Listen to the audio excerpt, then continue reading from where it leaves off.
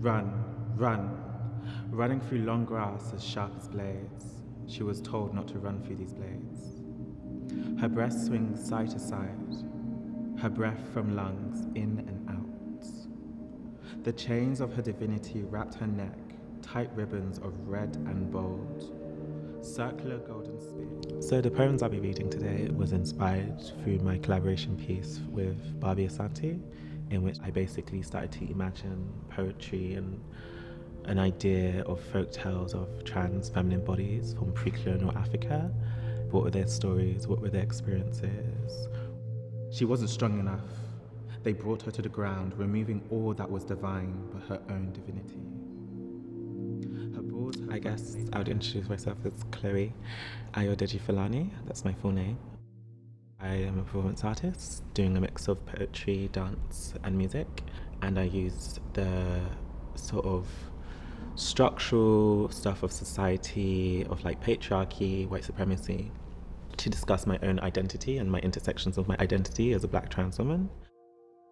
Being in community with other Black women has influenced my work a lot, especially having other women to be in conversation with, especially Black women. I've been able to figure out more of myself and to figure out the ways and tools to navigate the sort of oppressions that we're under. As if white masculinity, who as rough and tough as she pleads her love. To love herself upon the seashore, wrapped in the fresh seaweed, slimy, silky weeds upon her bosom. Weeds wrapped her shaft, each fresh new wave, crashing and reaching her body. Waves splashing closer and closer to her. So I came across Dorothea when I was researching Black women poets, and I knew some Black women poets that has inspired a lot of my work, such as Audre Lorde and Gwendolyn Brooks. And upon researching, I realised that they were both Black American women. So I was like, wait, who's the Black British woman? I joined Brixton Black Women's Group when I was... Oh, yeah. I think I was like 18 going on 19, you know. Were you doing poetry at the time, and was it like No, we were a Black Socialist Feminist Collective. We were a serious Black Socialist Feminist Collective. Wow. And everybody in the group, they were all like serious thinkers, and, you know, and they were reading like Marx and, you know, talking about like, you know, independence in West Africa and Frelimo and all this kind of thing, you know, stuff that I didn't know about. So I found it really interesting. I was sort of writing poetry, but it wasn't anything that I ever shared with anybody, you know.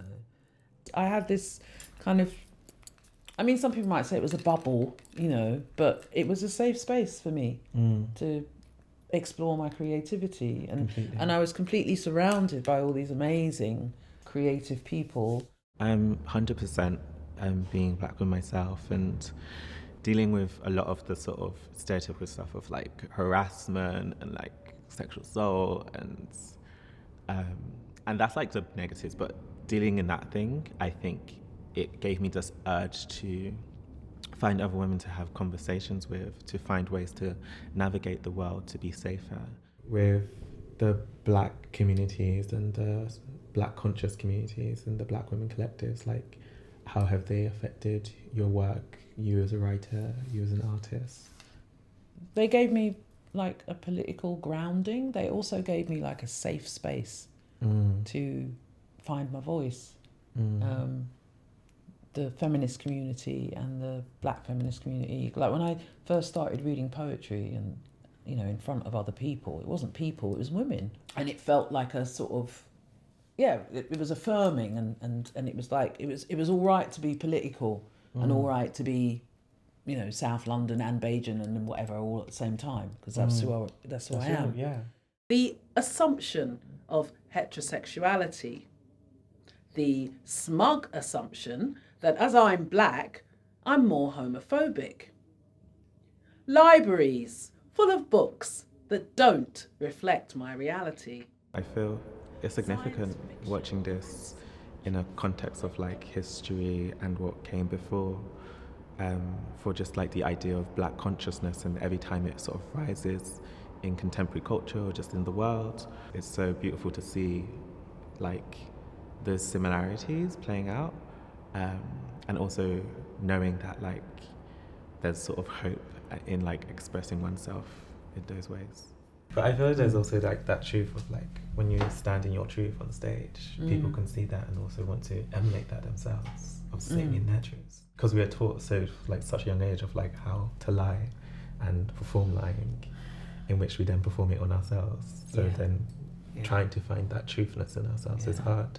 It is hard, and it's especially hard if it's not like validated or not if it, you know, and if it doesn't matter to anybody else, you know, which is why, you know, I'm really grateful for that beginning of having black women and women feminists to sort of like perform to, you know, and be a receptive sort of audience, so that when I did move out into a broader kind of world, it was like I was kind of more, I felt kind of safer and more legitimate, I suppose, in what I was doing here. Maybe I might not even have articulated it like that at that time.